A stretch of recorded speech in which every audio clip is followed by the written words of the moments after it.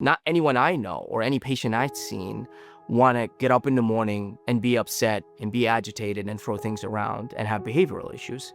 There are reasons why people manifest these symptoms, and we have to look a little bit deeper into why. So the population we're dealing with is very vulnerable. A lot of them really can't speak for themselves.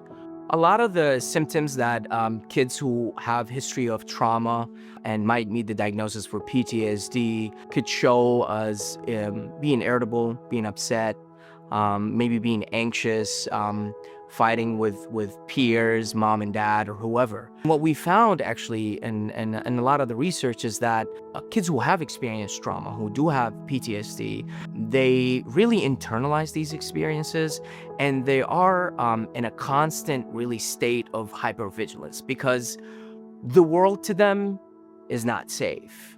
And from their experience, they don't really trust the world, and therefore they don't trust a lot of people around them. And for them to have the safety of the world itself, it has to start with somebody. When you encounter a patient, you first kind of take in, like, tell me why you're here, of course. And again, with children, they're honest, but they're guarded. So it depends on the circumstances. They will tell you, I got hurt, or mommy or auntie or granny hurt me. Couple that with the physical. You start looking for nonverbal communication that there may have in fact been abuse, depending on no eye contact, depending on very guarding of body parts, things like that.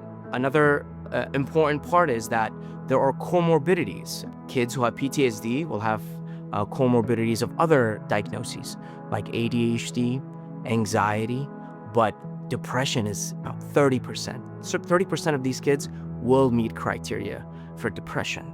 Every time we approach a patient, we approach them from a psychosocial, biological perspective, not just their psychology, not that whatever sociological issues that might be having, but also a biological piece. And we know from multiple studies that this having really chronic toxic stress, they call it toxic stress response, alters brain function in kids who have experienced trauma. So they will have a long-lasting, really biological change because of their trauma.